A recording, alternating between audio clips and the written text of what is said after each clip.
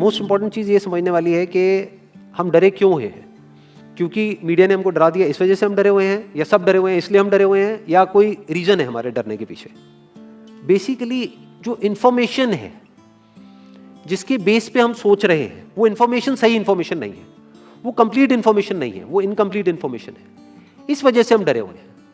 अगर एक बार क्लियर हमारे पास में इन्फॉर्मेशन आ जाए, हमको क्लियरली समझ आ जाए कि एग्जैक्टली हो क्या रहा है, तो हो सकता है हमारा जो डर है वो बहुत ही कम हो जाए या फिर बिल्कुल ही खत्म हो जाए।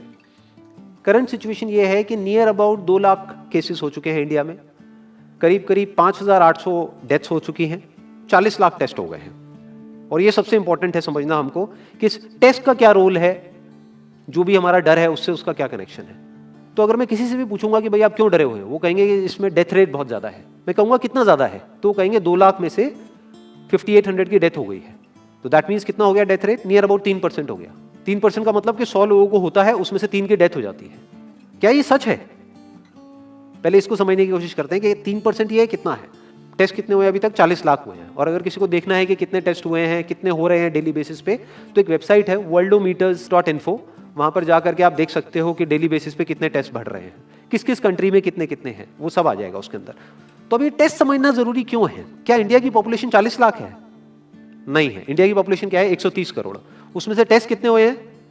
40 lakh, which is not even 1%। 1% भी देखे तो 1 करोड़ 30 लाख होता है। तो 40 लाख टेस्ट हुए, जिसमें से केसेस कितने डिटेक्ट हुए? Near about 2 lakh. ये बिल्कुल ऐसा है जैसे मान लो कि अगर मैं आपसे पूछता हूं कि दिल्ली में रोड्स के ऊपर कितने एक्सीडेंट होते हैं, तो आप क्या कहोगे? आप कहोगे भाई मुझे नहीं पता। तो मैं कहूंगा पता करो, लेट्स फाइंड इट आउट कि भाई कितने एक्सीडेंट होते हैं। तो हमने क्या किया, 10 अलग अलग पॉइंट पे 10 सीसीटीवी कैमरास लगा दिए और उन सीसीटीवी कैमरास में कैप्चर करना शुरू कर दिया कि कितने एक्सीडेंट्स हो रहे हैं इन 10 अलग अलग पॉइंट्स पे।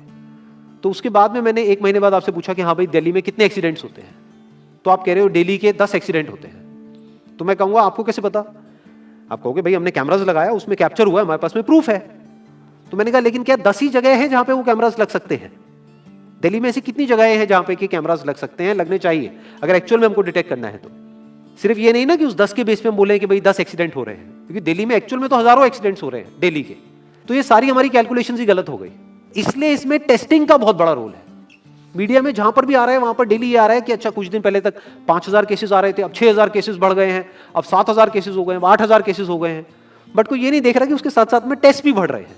तो अब एक्चुअल में डेथ रेट कितना है उसको कैलकुलेट करना बहुत जरूरी है। उसी के बेस पे डिसीजन निकलेगा कि इससे हमको डरना चाहिए या नहीं डरना चाहिए। किसी भी बीमारी से हमको डरना चाहिए नहीं डरना चाहिए, that is not on the basis of कि उसका इलाज है या नहीं है, क्योंकि इलाज तो अभी तक सर्दी जुकाम का भी नहीं है, सर्दी जुकाम की भी कोई वैक्सीन नहीं है। क्या हम उससे डरते हैं? नहीं डरते हैं। क्यों? क्योंकि ज्यादा लोग नहीं मरते हैं। तो सबसे पहले डेथ रेट कैलकुलेट करते हैं कि एग्जैक्टली कितना है। कितने टेस्ट हुए? 40 लाख टेस्ट हुए, उसमें से 2 लाख लोगों को हुआ, तो नियर अबाउट एवरेज कितनी आई? 5% की। अगर यही हमने 4 करोड़ टेस्ट करे होते तो कितने डिटेक्ट हो गए होते? अब तक 20 लाख हो जाते। 40 करोड़ करे होते तो कितने हो जाते? 2 करोड़ हो जाते। टोटल अगर कर लिए होते हमने टेस्ट 130 करोड़ का, तो कितना नंबर निकल करके आ जाता? Near about 5 crore. इसका मतलब 5 करोड़ लोगों को या तो आज की डेट में है या हो चुका है। और एक और मजे की बात यह है कि कोरोना में ऐसा नहीं है कि जिसको भी होता है उन सबके सिम्टम्स आते हैं। 80% से ज्यादा जो केसेस होते हैं वो असिम्टोमेटिक होते हैं, उनमें कोई सिम्टम्स नहीं आते हैं। यानी अगर मुझे हो गया है और मैं ठीक भी हो गया हूं तो मुझे पता तक नहीं है। वो तब मुझे पता लगेगा अगर मैं अपने एक टेस्ट कराऊंगा जिसको एंटीबॉडी टेस्ट बोलते हैं, और मेरी बॉडी में एंटीबॉडीज मिलेंगी, तब मैं कह सकता हूं कि हाँ मेरे को था और वो ठीक हो गया है। तो अभी अगर हम बेसिक सी कैलकुलेशन करें तो 5 करोड़ निकल करके आ रहा है नंबर। उसमें से डेथ कितनी हुई है? 5,800। तो 5 करोड़ में से 5,800 डेथ हुई है। पहले तो इसको कैलकुलेशन को हमको ठीक करना है। डेथ को अंडर रिपोर्ट करने का कोई तरीका नहीं है, बल्कि ओवर रिपोर्ट किया जा सकता है। ओवर रिपोर्ट कैसे? फॉर एग्जांपल आपकी बॉडी में टेस्ट हुआ, आपकी बॉडी में मिला कोरोना वायरस, लेकिन आपके अंदर पहले ही बहुत सारी प्रॉब्लम्स चली रही थी, तब भी आपकी किसी ना किसी वजह से डेथ होने ही वाली थी। बट क्योंकि ये कोरोना आया आपकी बॉडी में, इस वजह से आपकी डेथ हो गई, तो ये ट्रिगर कर गया।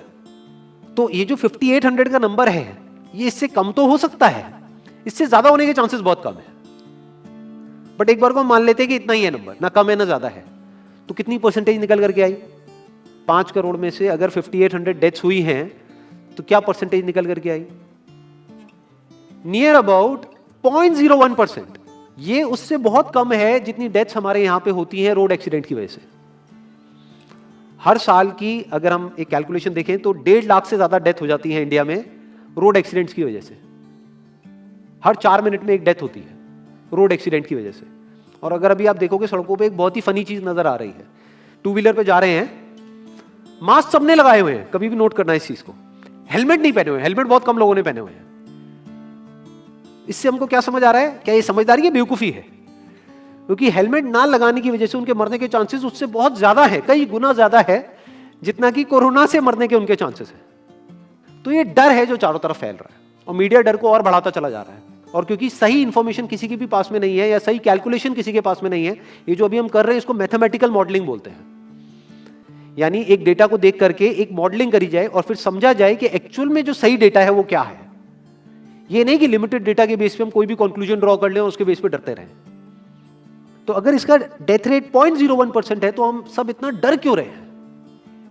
क्या कुछ और है जिससे हमको डरना चाहिए, जिससे हम नहीं डर रहे हैं, जिसके बारे में कोई बात नहीं कर रहा है, जो इससे लाख गुना ज्यादा भयानक है? मतलब कोरोना से लाख गुना ज्यादा खतरनाक कुछ है जिससे हम नहीं डर रहे हैं और इससे हम डर रहे हैं। वो क्या है जिससे हमको डरना चाहिए? अनएम्प्लॉयमेंट। अभी पीछे कुछ आर्टिकल्स आए थे न्यूज़पेपर में जहां पे एक फिगर आई थी निकल करके, I am not too sure ये फिगर कितनी सही है कितनी नहीं है, जहां पे आया था कि 13 करोड़ लोग अनएम्प्लॉयड हो गए। इस फिगर से हमको डरना चाहिए। 13 करोड़ लोग अनएम्प्लॉयड होने का मतलब हम समझते हैं कि इसका मतलब क्या है? इसका मतलब ये, अगर इकोनॉमी पॉइंट ऑफ व्यू से देखोगे, कि ये जो 13 करोड़ लोग हैं ये अपने जो खर्चे हैं वो अब बहुत ही लिमिट में कर देंगे। जिस बंदे की नौकरी चली गई है, क्या वो जाकर के मार्केट में नए कपड़े खरीदेगा? क्या अपने बच्चों के लिए खिलौने खरीदेगा? ट्रैवल एंड टूरिज्म तो भूल ही जाओ। ऐसी और हजारों इंडस्ट्रीज हैं जिनकी धज्जियां उड़ जाएंगी क्योंकि डिमांड कम हो जाएगी ओवरऑल इकोनॉमी के लेवल पे। जब डिमांड कम होगी तो क्या करना पड़ेगा इन ब्रांड्स को, इन कंपनीज को क्या करना पड़ेगा, इन मैन्युफैक्चरर्स को क्या करना पड़ेगा? अपनी सप्लाई को कम करना पड़ेगा। जितनी उन्होंने सप्लाई कम करी, अनएम्प्लॉयमेंट और बढ़ गया कि आज जो नंबर 13 करोड़ है वो बढ़ करके कितना हो गया, 20 करोड़। यानी पूरा का पूरा लूप बन जाएगा। इस लूप को बोलते हैं रिसेशन, जो ग्लोबली ऑलरेडी रिसेशन आ चुका है। और अगर यही रिसेशन और डीप होता चला जाए तो उसको बोलते हैं डिप्रेशन, जहां से एक इकोनॉमी को बाहर आने में 5 से 10 साल लगते हैं। तो इकोनॉमी का पहले ही बुरा हाल था, प्लस इस कोरोना की वजह से और बुरा हाल हो गया है, प्लस जो रहा सहा हमारा जो अपना डर है वो सिचुएशन को और खराब करता चला जा रहा है। और इस डर को हर कोई बढ़ा रहा है, कोई भी कम करने का काम नहीं कर रहा है। एक्चुअल में अगर आप मेरे स्टैंड पॉइंट से देखोगे तो डरने की कोई जरूरत ही नहीं है, क्योंकि जो डेथ रेट है वो बहुत ही कम है। तो हम डर क्यों रहे हैं? सोचो। बस इसलिए कि डेथ नहीं होनी चाहिए। अगर यही हमारा ऑब्जेक्टिव है कि डेथ नहीं होनी चाहिए, मतलब हम कहते हैं कि किसी की डेथ नहीं होनी चाहिए, तो फिर तो लॉकडाउन परमानेंट हो जाना चाहिए, सड़कों पे निकलना ही नहीं चाहिए, क्योंकि सीधा सीधा 1.5 लाख डेथ बचेंगी। 1.5 लाख लोग जो हर साल एक्सीडेंट में मरते हैं उनको हम बचा सकते हैं ना, उनकी लाइफ बच जाएगी। परमानेंट कर दो लॉकडाउन को। कैसा है आइडिया? ये बिल्कुल ऐसा है जैसे मैंने एक आदमी की एक कहानी सुनी थी, उसके घर में एक चूहा घुस गया, तो उस चूहे को उसने पकड़ने की बड़ी कोशिश करी, लेकिन वो चूहे को नहीं पकड़ पाया। तो एंड में उसने क्या किया, घर पे आग लगा दी, अपने घर में आग लगा दी। उसके बाद भी चूहा तो बच करके निकल गया, घर चला गया, घर जल गया। यही हालत है इसकी, कोरोना की। इस डर को हमको खत्म करना पड़ेगा, तब जाकर के इस प्रॉब्लम का एक्चुअल में सॉल्यूशन निकलेगा, जो रियल प्रॉब्लम है। और रियल प्रॉब्लम कोरोना नहीं है। रियल प्रॉब्लम क्या है? हमारी जो इकोनॉमी है। रियल प्रॉब्लम क्या है? अनएम्प्लॉयमेंट। तो इस वीडियो के थ्रू मैं अपनी एक हम्बल रिकमेंडेशन देना चाहूंगा गवर्नमेंट ऑफ इंडिया को, या जो भी लोग एक पर्टिकुलर पोजीशन पे हैं उन लोगों को, कि हमको टेस्ट करने कम करने हैं, टेस्ट बढ़ाने नहीं है। अभी हम गलती क्या कर रहे हैं? टेस्ट बढ़ाते चले जा रहे हैं, जिसकी वजह से केसेस बढ़ते चले जा रहे हैं, जिसकी वजह से डर बढ़ता चला जा रहा है। गवर्नमेंट क्या एक क्राइटेरिया नहीं बना सकती कि जो क्रिटिकल केसेस है बस उन्हीं का टेस्ट करो, क्योंकि उन्हीं को हॉस्पिटल में एडमिट करने की जरूरत है, तो उन्हीं का टेस्ट होना चाहिए ना। जो वैसे ही ठीक हो रहे हैं, अपने आप ही ठीक हो रहे हैं, जिनको माइनर सिम्टम्स हैं और वो खुद ही ठीक हो रहे हैं, उनका टेस्ट करने की क्या जरूरत है? उससे तो पैनिक और बढ़ेगा। और अगर टेस्ट कर भी दिया तो हम करने क्या वाले हैं? उनको क्या हॉस्पिटल में एडमिट करने वाले? नहीं, घर पे क्वारंटाइन करने वाले हैं। अभी जो क्वारंटाइन वाला फंडा है, ये भी जब बेस छोटा होता है तब तो काम करता है, जब करोड़ों में हो जाता है तब काम नहीं करता है। मैं अगर एग्जांपल से समझाने की कोशिश करूं, जो मेरी थॉट प्रोसेस है उसको इमेजिन करो। ये एक ऐसी सिचुएशन है कि हम एक घर में है और चारों तरफ से बाढ़ आई हुई है, और ये जो घर है हमारा वो ऐसा है, इसको इमेजिन करो, जहां पे हजारों दरवाजे हैं। तो हम क्या करें, इसमें से एक दरवाजे को पकड़ लें और उसी को पक्का करते चले जाएं। ये है क्वारंटीन, और बाकी के हजारों खुले पड़े हैं। एक को हम पक्का करते चले जा रहे हैं क्योंकि यहां से पानी अंदर नहीं आना चाहिए। इंडिया की पॉपुलेशन क्या है? 130 करोड़। टेस्ट कितने हुए हैं अभी तक? 40 लाख। डेली के कितने हो रहे हैं? 1 लाख। महीने के कितने हुए? 30 लाख। साल के कितने हुए? 3 करोड़ 60 लाख। तो यानी कि अगर हमको सबका टेस्ट करना है तो कितने साल लगेंगे? 36 साल। तो जब हमको दिख रहा है साफ साफ कि हम सबका टेस्ट कर ही नहीं सकते, तो हम टेस्ट क्यों बढ़ाते चले जा रहे हैं? या तो सबका टेस्ट करो और सब में से सबको देख करके सबको क्वारंटाइन कर दो। ये बिल्कुल ऐसा हुआ कि वो जो घर है जिसकी मैंने अभी बात करी, या तो उसको हर तरफ से सिक्योर करो कि अगर उसके 1000 दरवाजे हैं तो एक को बंद मत करो, सारे बंद कर दो। तब आप कह सकते हो कि यहां पानी अंदर नहीं आएगा, कि हमने 130 करोड़ लोगों का टेस्ट कर लिया है, उसमें से केसेस निकल गए हैं 6 करोड़ और 6 करोड़ को हमने क्वारंटीन कर दिया है, अब ये आगे नहीं फैलेगा, अब 6 करोड़ से 10 करोड़ पे नहीं जाएगा। बट हमने टेस्ट ही करे 40 लाख, जिसमें से केसेस आए 2 लाख। अगर इन 2 लाख को हमने क्वारंटीन कर भी दिया तो बाकी करोड़ों लोग तो बाहर घूम रहे हैं ना, तो उससे होगा क्या? तो अब हमको समझ जाना चाहिए कि इसको रोकने का कोई तरीका नहीं है। तो अब इसका प्रैक्टिकल सॉल्यूशन क्या है? गवर्नमेंट की तरफ से हमको सिर्फ ये इंफॉर्मेशन चाहिए कि भैया अभी कितने बेड्स ऑक्यूपाइड हैं आपके स्टेट में, और अभी कितने और आपने अरेंजमेंट कर रखा है और कितने और कर सकते हो। अब वो बेड चाहे किसी हॉस्पिटल में हो चाहे किसी होटल में हो। और प्लस ये इंफॉर्मेशन क्यों नहीं जा रही लोगों के पास में कि इतना डरने की जरूरत नहीं है जितना आप डर रहे हो। हाँ ठीक है, प्रिकॉशंस लो, सेफ्टी मेजर्स लो, सोशल डिस्टेंसिंग को मेंटेन करो, लेकिन इतना डरने की जरूरत नहीं है जितना आप लोग डर गए हो, क्योंकि डेथ रेट कम है। ये इंफॉर्मेशन जानी चाहिए अब लोगों के पास में, वक्त आ चुका है। अगर ये नहीं गई तो प्रॉब्लम सॉल्व नहीं होने वाली इकोनॉमी के लेवल पे। कॉन्फिडेंस खत्म हो चुका है, रियलिटी को हमको पहले समझना होगा। अभी प्रॉब्लम क्या हो रही है? हम कह रहे हैं कि हाँ कंस्ट्रक्शन एक्टिविटीज अलाउड है। गवर्नमेंट को क्या लग रहा है? अलाउड बोल करके सारी प्रॉब्लम सॉल्व हो जाएगी। अलाउड तो हो गई, बट मेरे जो फ्रेंड्स हैं जो कंस्ट्रक्शन इंडस्ट्री में हैं वो बता रहे हैं कि लेबर ही नहीं है, लेबर सारी अपने गांव चली गई है। तो अब कौन कंस्ट्रक्शन करेगा वहां पे? अब ये लेबर चली तो गई है, इसको वापस कैसे बुलाओगे?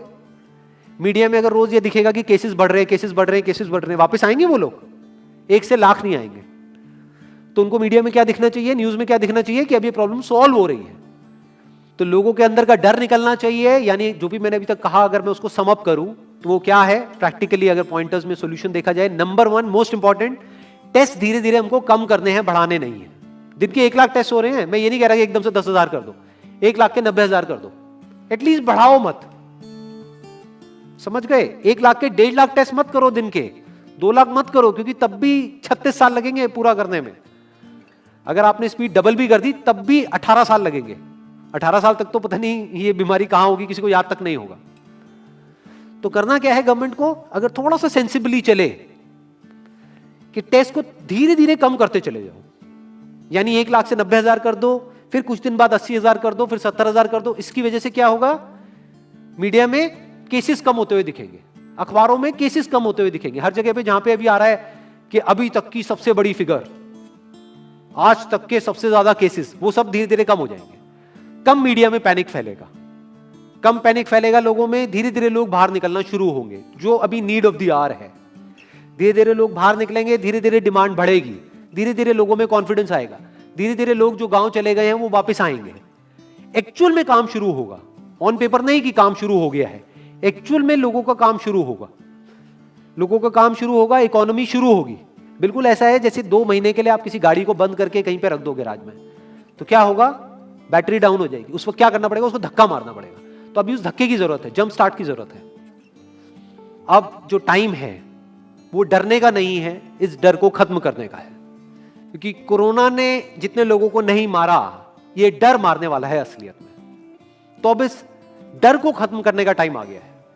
अब हम सबको मिलकर के दिमाग ये लगाना है, ये नहीं कि डर को कैसे बढ़ाएं, बल्कि दिमाग ये लगाना है कि डर को कैसे कम करें या खत्म करें, और लोगों के कॉन्फिडेंस को कैसे वापस से लेकर के आए।